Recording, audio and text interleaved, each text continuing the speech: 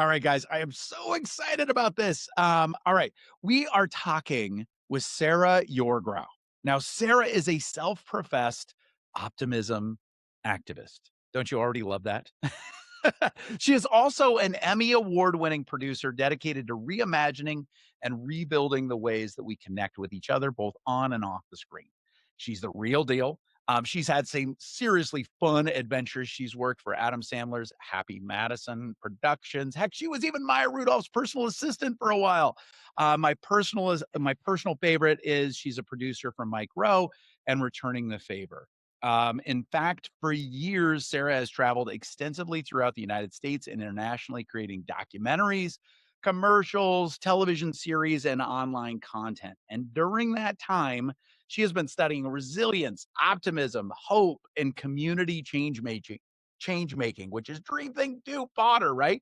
And she's been right on the front line, spending time with and telling the stories of people who are making a difference and making the world a better place. Now, all of this has given her a truly unique perspective on the American identity, and I think on humans. And I'm excited to say it's also laid the groundwork for her own optimism generating media company called Now Tell Me Something Good. Her company is already doing amazing work by providing content that offers tools, insights, and best practices, not to mention telling great stories that are so needed right now. It's content that will inspire the world to start and sustain work that impacts the world in a positive way. Guys, she is pure awesome. You're going to love her. I am so stoked to do this. So, Sarah, welcome to Dream Think Do. Wow, Mitch, you got to follow me around and do all my introductions. I'll do that. Absolutely. I'm a little busy next Tuesday, but after that, let's do that. That sounds great. I always say a good intro is my gift to my guests. So I love it. There's so much in there though that I've been wanting to dig into with you. Let's talk about being an optimism activist. I love this term. When I saw it, I'm like, yes, she is my people. We are a tribe. Let's do this. What is being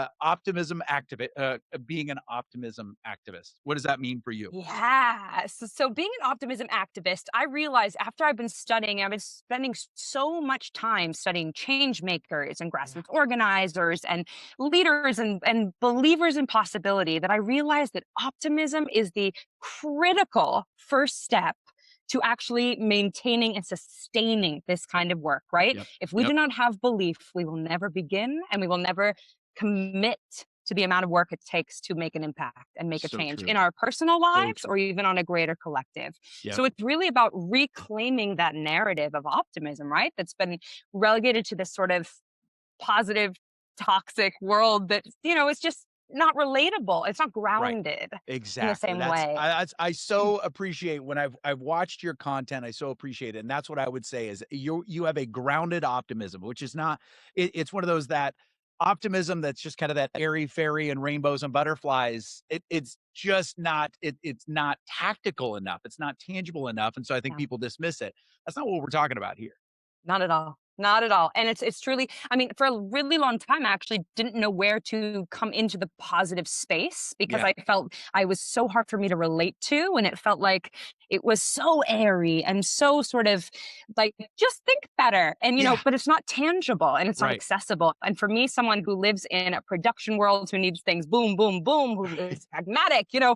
entrepreneurs, right? Right. We want to something that we can clutch on to and work towards. And optimism is a practice. It is an accessible practice, but it takes work. And It when you absolutely make does. optimism a habit, I mean, when you make it a practice, joy then becomes this wonderful habit. And that's Yep. where you have this line between optimism and positivity, right? Because optimism is the muscle to get there, and positivity can be the outcome. Yep, the kind of the fruit of it, right? Totally. Absolutely. Now I wanna get to some, producer question because I know you've got some fun stories on that side too, but we're gonna stay with this, then later on, we're gonna talk about tools for optimism. But one of my questions is always, have you always been optimistic, or is this something you've had to learn, or would you say it's a little bit of both? Ooh, it's a little bit of both for sure. Yeah. I would say, I would only say yes that I've always been optimistic in the sense that I've always had optimism tools around me. My mom's a Mm, therapist, okay, and awesome. so from a very young age, we were sort of taught this problems, creative, critical thinking and problem solving and reframing and all those things. But I was by no means a happy-go-lucky, rainbows out my butt Yeah, kind of kid. I mean, I was a regular human being who has the challenges and the struggles and feels deeply overwhelmed. And so I feel particularly confident about this type of optimism because it's tried and true and well earned. And I know that when you practice it, it actually reaps that reward. Like I work at this stuff every single day, yeah, right? It's like, so that's not something that I came into the world just I think that's also a fallacy that I realize more and more that people sometimes think they feel disempowered by saying,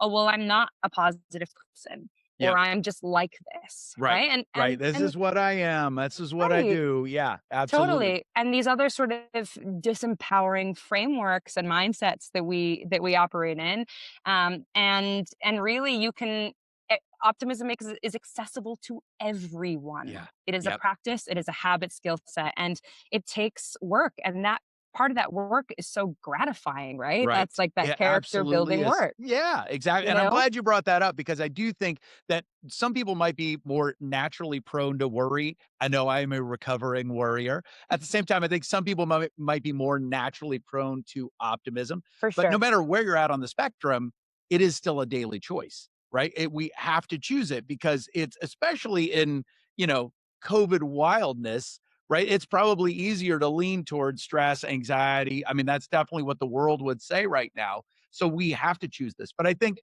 especially given the profession that you're in as a professional producer, I mean, talk about an industry and a world that would be easy to be freaked out, anxious, walking on eggshells all the time. So let's talk about that world just a little bit so people Yeah. can understand that you're not just kind of getting to run around in meadows and at life of ease. Let's talk about being a producer. So I mentioned, a few of the things when you talk about being a producer. How do you define like the work that you do? I am a professional problem solver. There you So go. I literally my job is to be some days I'm a magician, a therapist. Sure. I am um the mayor. I am Right. you have all these Exactly. Fundraiser, medic, totally. I bet. Oh, Yes. all Yeah. of that. Deeply fundraiser, deeply medic, all of that. And, the hype person, the strategist, all of that, you're just a really nimble problem solver. And your job is to walk through chaos and organize it in Yeah. some capacity, right? And to be really steady. And it's given me, I mean, this optimism is the reason why I've been able to have such a joyful experience with production because Yep. production is chaos by definition, Is. right? Yep. You can have wonderful plans, just like in life. You can have terrific, well laid plans, That's and right. they're all going to go astray. And you have to Absolutely. be totally. And the resilience that you have to adopt is your ability to kind of walk through that and find the new opportunity that reveals itself, to react quickly to that, to have trust that you're Yep. able to do that. But Yep. I actually purposefully, by design, try and spend so much of my life in really shadowy parts of our experience. And by that, I mean like Yeah. some of the really challenged parts of the United States specifically, Yeah. right? Like I work with Yeah. so many nonprofits that I'm really, and grassroots organizers and leaders in those spaces who have no reason to be so happy and Yep. resilient. They're dealing Absolutely. with real challenges, and it gives me such grounded perspective because it's very easy to be optimistic and positive when things are going great. That's easy. The real usage of it is when you can have that be this sort of backbone for you that weathers the storms, Yep. right? So you're not, it's just building that oak in you. So It you're absolutely steadier. is. It's that whole thing. I mean, life is gonna give you Navy SEAL training. It's just how are you gonna Totally. look at it, right? Like, and then what Totally. are you gonna do with it? And it's funny because we've had some different production opportunities, had some, web-based series, things like that. And it's funny because you do look at TV shows, you look at content differently after having a little bit of that experience. Nothing like yours, but it's like it's still and it's interesting when you watch shows, you can go, I know what the production team is like. If the show is cynical, you're like, those producers are cynical, right? And I would wager there's a lot more cynical producers than there probably are positive producers. There's a lot of great producers out there, but that industry lends itself to anxiety, worry, stress. So, but you do look at these shows like Returning the Favor, and you're like, well, it's no surprise Sarah's there because that show just exudes that type of optimism, right? So, of course, it's going to attract that kind of team, and that team's kind of produce more of that. And you've been able to sustain that. Let's talk about that. I know a lot of Dream Think doers are big fans of the show, big fans of Mike Rowe. How did you get involved with that? And I want to specifically talk about your first episode, which we will embed in the show notes. It is so good. And it's so fun because really you meet Mike in the show. So let's talk about that a little bit. So a couple years before, or maybe 2 years before I joined the show back in 2017, it was like September 2017. I had made a declaration to say, I'm only going to be working on. I realized early on that I had a Yeah. lot of energy and a lot of enthusiasm to give the world, and that could either be yielded towards powerful creation or some more destruction, It's right? like it's like a superpower. It's either powers for Totally, good or powers for evil. totally. Sarah's got a lot of power here. Yes. Totally. Totally. And I also was like, if I'm going to lend this energy and I'm going to feel that self value around it, I need it to be Yeah. propelled towards uplifting and empowering content because, the way we tell stories, it validates our humanity within Yep. each other, right? If we validate each other's stories, we validate each other's humanity. Yep. And I believe that fully. So I had a friend of mine we had sort of been accountability buddies in this, and he gave me a call while I was shooting a film actually in Portugal. Oh And he wow. gave me a call and he said, they're hiring for this new show that I think you would be absolutely perfect for. You need to come home tomorrow. And I had just wrapped the show. My husband was there. We were planning on having this like great little vacation over there. And something in my heart was like, this is my show. I'm sorry, Yogi. Mine. I know. He recovered. He recovered. We got him to the That's right. I love it. so I came into the show and I realized, oh, it feels, when you tap into a project, Yep. and I'm sure, the Dream Think doers know what this feels like when you Yep. tap into a project and it is just euphoric. It is the currency itself, right? Yep. It fuels you and you feel like this is what life is made of, and you could go for hours and hours. That is what Returning the Favor felt like. It combined all these facets of the human experience that I just loved, the from the pranking, surprising, to the celebrating and uplifting. Yeah. So we started on the show, and I had my first episode that was in Twin Falls, Idaho, with an incredible family, the Mickelson family, who started an organization called Sleep in Heavenly Peace. And I It's went over amazing. there. They're incredible. Their tagline is "No kid sleeps on the floor" in our town, and they just deliver beds to this epidemic of kids who are, homeless or sleeping on the floor, whatever it might be. And we went out there, we celebrated. It's just like the most incredible gift in the world to get to be part of this huge celebration. And Mike gets off the plane. I pick him up from the airport. I've never met this man, and it's Mike Rowe. It's Mike Like Rowe. Yeah. Like this is happening right now. And you've been working hard. Like if you guys haven't watched Returning the Favor, you need to. But you go into the town under some guise of shooting a documentary or whatever. They don't know Mike Rowe's coming. They don't know good stuff's coming. You're just kind of getting the story ready. And you're also doing all of this work to get the community on board to give them all sorts of good stuff and support and all that kind of stuff. So it's absolutely beautiful. But I know you got to be hauling tail as a oh producer my because you're working in these like real world and then the make believe world of, hey, no, it's a documentary for something else. And da da da. Da. So like it's amazing. You got to be juggling so many extra balls with this kind of algorithm. But Mike comes in after you've done all this work, which is great. It's kind of but you now are kind of all of this comes together in a minivan, basically. in a minivan. And this is back when we had another person driving. Now I drive the car and he sits passenger, but I was behind him. So we were having to facilitate this sort of conversation where he'd be Yeah. looking back at me.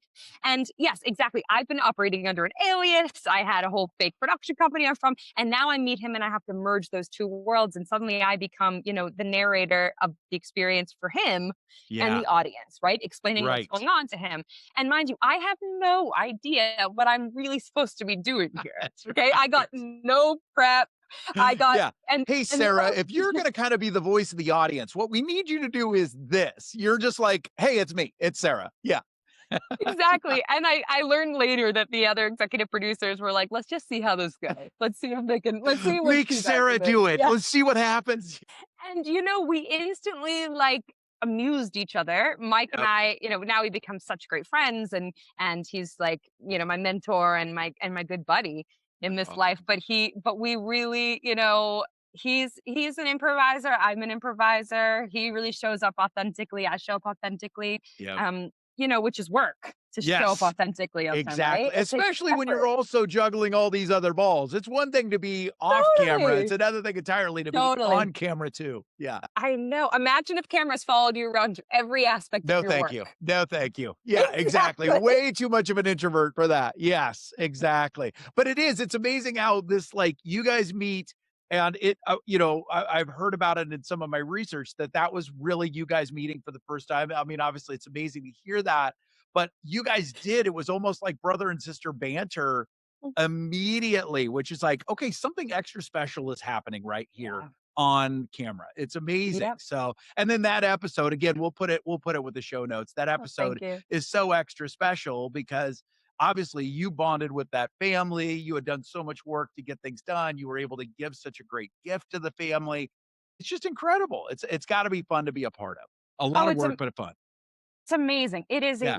labor of love, Yes. and it is profoundly gratifying. I mean, I show up just like drenched in rain, exhausted from not sleeping. You really go into, your teams that you work with in the field. Like it's a team sport. I always say Yeah. production because it really feels like at times like elements of military or professional sports teams or Right. whatever because you really rely on each other and trust each other and just everyone has such pure hearts and such beautiful integrity. I mean, if you're not really in a heart space that you're going above and beyond whether the cameras are rolling or not, you have an opportunity to help be a part of a story that helps to change someone's life. Yeah. Like that is the greatest drug in the world.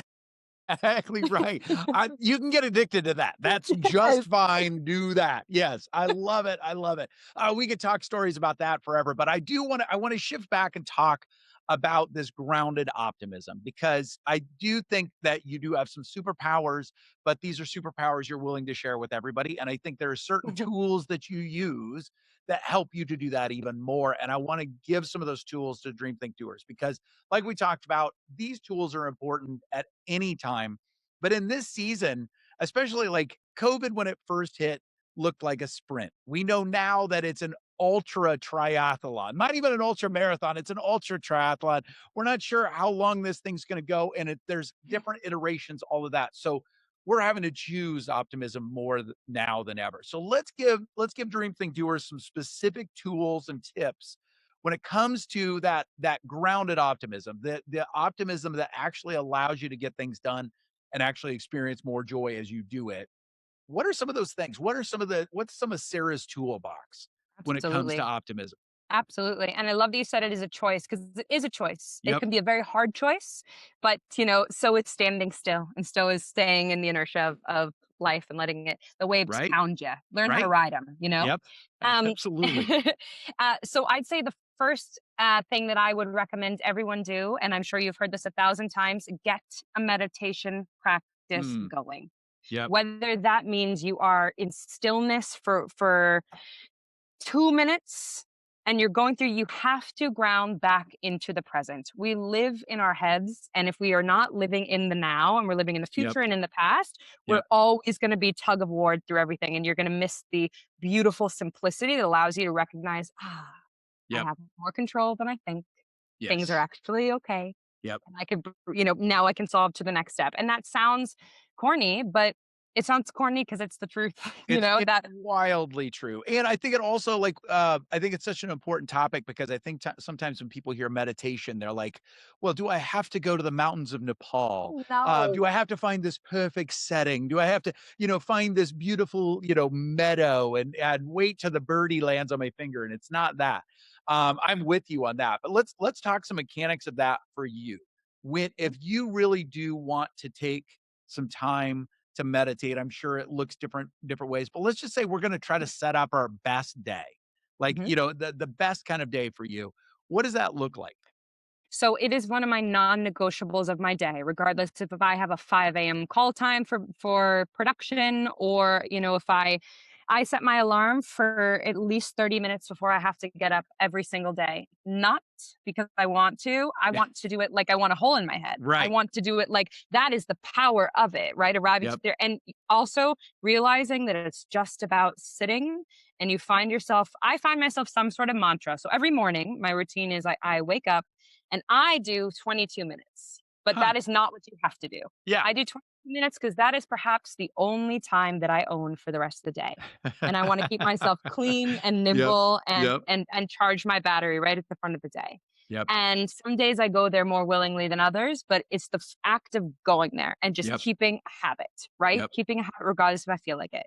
And you do not have to be in silence. You do not have to be in darkness. You do not have to be, things can be happening around you. It's really about remembering that you always have that safety net to return to inside of you. It's like Yeah. that's what optimism is, building this sort of impenetrable castle that you can keep returning to, right? Yep. You're not letting things penetrate so quickly. So Yep. really get yourself a meditation practice in some capacity and then end it, however long you do it, end it with some sort of rapid fire gratitude, because Mm. gratitude is the second thing Yep. that I would recommend for everybody. And these are practices that you will everything that I'm going to share are practices that people have heard of in some capacity, right? Sure. But these are the daily, real, Yep. scientifically yielding evidence-based stuff. And Yep. when we can ground ourselves back to the present, ground ourselves back to the gratitude can be as simple as the sun is shining and it feels warm on my body and I'm able to go outside and be in those silly things that ground us back to what really matters, and what we have Yep. control over. So going through a gratitude exercise and you can Let's realize, talk all about right, that. Let's talk about it. yeah, I'm sorry, I always geek out and say, all right, let's I go deeper. love, I love I the love. rapid fire gratitude. I so agree. And it's one of those things that I think sometimes people think, oh, this has got to be where I'm bawling and weeping and it's like, no, it can actually be pretty quick. But let's talk about, how do you do that? Is that a couple of minutes? Are you thinking of specific things? Are those the same things every day? Are they different? How does that look for you? Yeah, great. Well, so if we're operating, so I do mine at the end of my meditation usually. Yeah. Yeah. But you do not have to. That can live at any point in your day, sitting in Yep. your car, right before you start the engine, before, when you turn off the car, before you Yep. go into the place you're going into, and ground you back into the abundance of your life, right? And that's another trigger word, Yeah. abundance. But the abundance of your life, it's a mindset. Yep. And it's saying, okay, I had food in my refrigerator this morning. Check. I Yep. have love in my life. I have like mine are usually, I have a partnership that I love and I'm proud of and I've built, and I have incredible love in my life. I have parents who are healthy. I Mhm. have food in my fridge. I have options in my life. I have a roof over my head. I have a door that closes and that I could Yeah. lock, right? Yeah. I have Right. I have the feeling of safety and security in my life in some way. I have the knowledge of I have access to the internet. I can figure things out, those little things that Yeah. are really the huge things because it's really just breaking down these limiting beliefs Yep. that you put into your head of saying that's not possible. It's reminding yourself how much abundance you have in your life and how much there is to be grateful for, Yep. grounds you back down in what's actually important and what's worth your energy, Yep. right? What's worth the Absolutely. energy. Yep. And it's Um, like you're saying, it does create that foundation that you can build on. So we've all got challenges. We've all got, situations we're dealing with, all of that. But if we can start from that place of reminding ourselves of, hey, it doesn't have to be perfect, but yes, you've got love. Or like you said, I woke up and I actually had the choice of three different things I could have for breakfast. That's amazing. Most people in the world can't even do that. And so absolutely. I love tapping into that. So I love the simplicity of it. And it is so, so important. I like that too at the end of the meditation practice, just having that be the way you wrap things up. So I love Yep. it. Yep. Just Um, slip right into it. And it just yeah. it just sets the whole tone for the way that you're then gonna greet everything else that comes your way. All the unpredictable things that are gonna slip inside, it's gonna remind you. It just keeps you steadier and Yep. anchored Yep. in it a little bit more. I love it. I love it. All right. So let's talk about some other tools, especially as a producer, because as you said, you never know on any given day what curveballs are going to be thrown, other than curveballs are going to be thrown. That's probably your only thing that you know for sure. So, what are some of those tools that you find, especially when it comes to dealing with surprises, changes, the curveballs? Beautiful. So, a thing that I love and an exercise I probably do 5 times a week Wow. is if I have the energy to expend towards dwelling to my worst case scenarios, right? You get something said Yep. to you, I can live in that worst case scenario. That's what we're going to go to instantly, right? It's Yep. juicy and delicious and tempting and available. And it's this weird pseudo, comfort blanket that actually Right. doesn't. Right. Um, Satisfying for about 5 seconds and then, totally. yeah, deep, dark depths. Yes. Totally. And it's fine. Go there. You're a creative Yep. mind. Go there, live in that. But if you're going to go there, then you have to counter it with a best case scenario. Mm. And you have to get your body to the same way you went through all the experience of the worst case scenario. You then couple it with right afterwards the best case scenario Yeah. and let yourself live in the best case scenario. Feel that best case scenario. Feel the wins, feel the possibility, feel the potential in that. And then pull back and make a choice in which imaginary world you want to live in. Yeah, it's true. They're Because if we're imagining good, bad, or otherwise, it is an imaginary world. So where are you going to spend Totally, time? I totally. love that. I love that. And I know from doing a little bit of research, I know there were productions that, like, it sounds like in your history that you didn't gel with. And I'm guessing probably would have been very easy to say, this is all I'll ever see. This is the best I'll expect. And I'm guessing this is the kind of thing that got you to what you're doing now. Majorly. I mean, it's tangibly, this is not la-di-da-di air stuff. It Right. can feel like, oh, well, that's too sugar-coaty and nice. No, this is hard and true Yep. practices that really we cannot move unless we believe that it is possible. We cannot keep Right. moving forward towards something unless we cultivate that belief, Yep. right? Yep. And a belief in in a possibility and in a better situation. And it's really about finding and grooming that agency in Yeah. yourself. That's where the optimism activism comes in, the agency to remember that it's great to outsource things to your friends and to soundboard off stuff, but you've got to be trusting with you first and Yep. believe that you have the power to get there and make those moves and make that impact and be a part of constructing that future that you want to build. Ugh. And I'd rather live in a future that's much more abundant with possibility, that feels better, that's more resilient, that has stress hardiness, right? It's like Right. there's so much stress in the world and I want to be able to kind of just bounce it off That's and right. I want to move through it faster, right? Because it's Yep. not about avoiding stress or avoiding feeling sad or avoiding feeling anger. Feeling sad and feeling angry are amazing insight tools. They're critical insight tools to a Right. lot of things in our lives, but I don't want to dwell there. Right. That's disempowering. Right. you know, Yeah, I want to absolutely. take those Feel things it and then totally, choose to move on. It's totally, so and good. apply the lesson. Yep. Apply the lesson.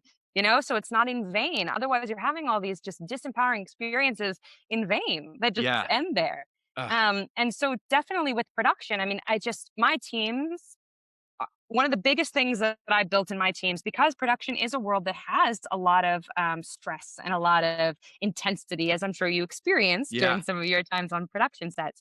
And I care just as much about the energy of the sets and the feeling of people feeling like they're a part of something bigger than themselves and that their individual impact is helping the collective impact. Yep. These are critical human tools that we need to work towards Absolutely. something beyond ourselves, you know? And And it's so that ripple effect. Like, I'm sure that if totally. you bring that onto a set, then there's a ripple effect to that, and it does impact everybody, and that set is just the metaphor for everybody's workplace, everybody's home, all of that. So I love Totally. it. Oh, I'm so glad this episode is gonna be 4 hours long. No, we have to wrap it up. I don't want to, but I do wanna go after one last tool, and I'll let you think about this a little bit because, especially when it comes to optimism, and like we talked about, with COVID, I think everybody's realizing that the finish line is not in sight.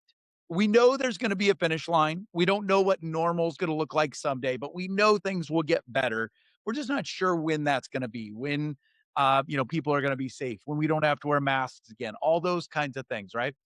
But I think it's that whole thing of how do we use optimism as part of our resilience, right? So I wanna ask you, like, what's one of those things that you've tapped into? I'm gonna give people a little bit of a little review of who we've been talking about. So I'll give you a second to think about it. But optimism and resiliency, Think amongst yourselves. All right, guys, we've been talking with Sarah Yourgrau. She is pure awesome, isn't she? Optimism activist. We will put all of her information in the show notes. You need to be following her. She's doing great things, especially you got to check out Now Tell Me Something Good. She's building it on Instagram and a number of different places. Again, we'll put all of her contact there or contact information there.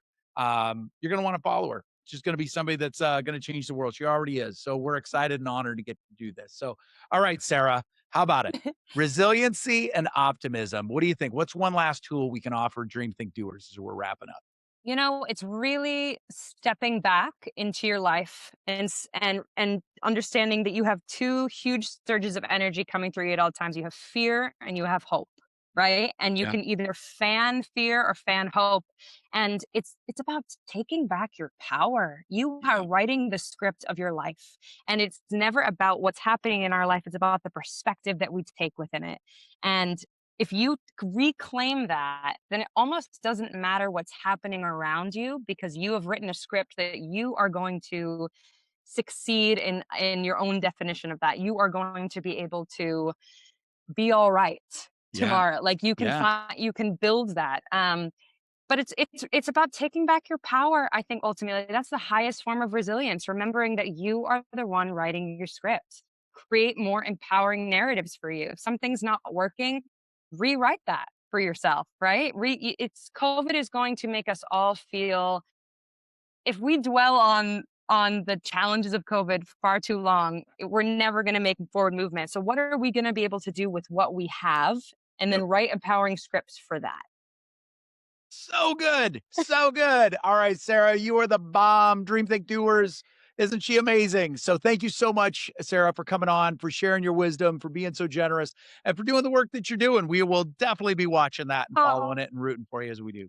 thank you so much, Mitch. I appreciate it.